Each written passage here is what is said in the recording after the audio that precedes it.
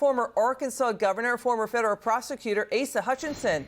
Governor, it's good to see you. This fight could affect the 2024 race. Let's do it again. D.C. sources telling us, yes, House Republicans will likely subpoena Manhattan DA Alvin Bragg to testify about the push to indict former President Trump. Now, if Trump is indicted, this fight will go to D.C. It could bring in even possibly Biden's Justice Department. What do you make of all this? Do the House Republicans have a case to subpoena him? Well, of course, the Congress has oversight responsibilities, and if you're looking at the Department of Justice, I was on Judiciary Committee, we had oversight, we held hearings on them, and there is a relationship that you could legitimately call them in and ask them questions as to what do you know about this, if you had any connections there. But the fact is, they're all going to say there's an ongoing criminal investigation, we're not going to be commenting on it. And it's a little bit even more different if you bring in a state prosecutor in an oversight type hearing. So we'll have to see how that develops. Let me emphasize that as a former prosecutor, this is not a case that I can see should be brought. I think that's important to remember.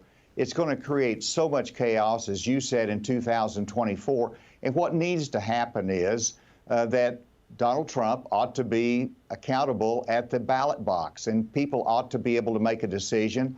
Obviously, I believe there ought to be alternatives to him, but I think this is a bad precedent whenever you are having to indict a former president or charge that. So it is problematic. It's not a case that I would bring, and I'm not sure that it's a wise course to have those hearings, though, in Congress. Yeah, so the DA is defined. He says no way will he even answer to a subpoena. He says this is interference. Republicans say they have standing to do this, and they're talking about, yes, they will subpoena him if he does indict and even arrest Donald Trump. Let's take a listen to this. Watch this.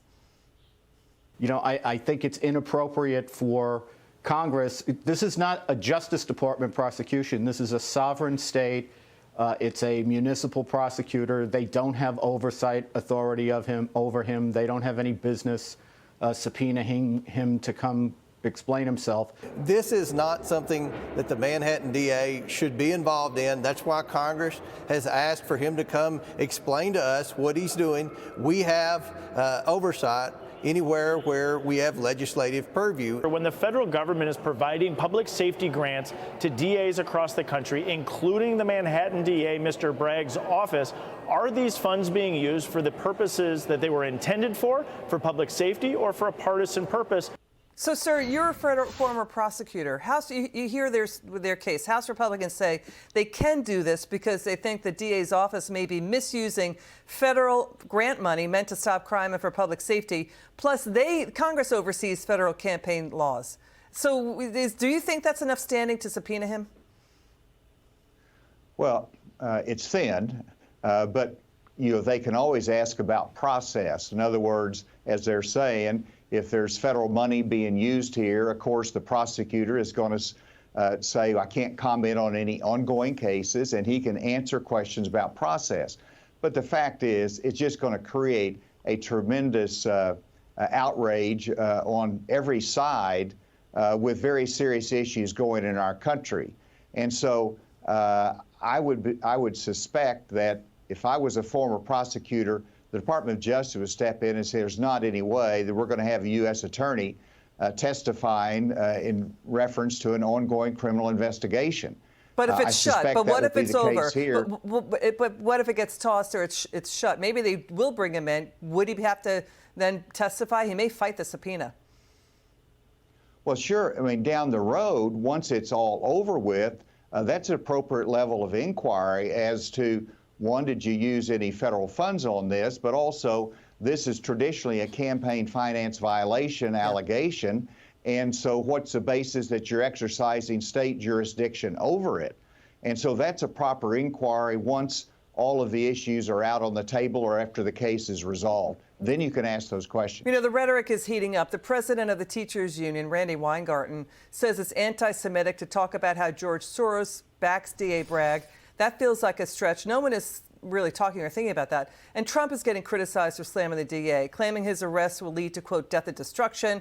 He called DA Bragg, quote, an animal. People not liking that at all. He's going after DeSantis. And then we have Mike Pence weighing in with Maria Bartiromo this morning saying, you know, this media obsession with this story and what's going on with Trump is this drama about Trump is not helping people get back to work, to find jobs or fix the economy. Where do you come down on all of this?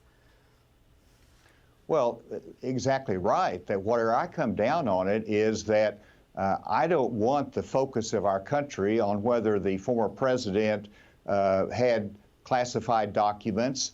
We want to get those back in because it's important for our national security. But you got a special prosecutor looking at that. You've got the state prosecutor investigating, and in Georgia as well. This is not as significant as the issues that face our families in inflation and high interest rates. Yeah. That's what we ought to be focusing on. And I believe these issues should be resolved at the ballot box. I don't want them playing really into Trump's hands. And he's really acting like a typical criminal defendant that's not listening to his lawyers saying, don't comment on these things. Got it. And that's exactly what he's doing. Asa Hutchinson, a pleasure to have you on this Friday night. It's good to see you.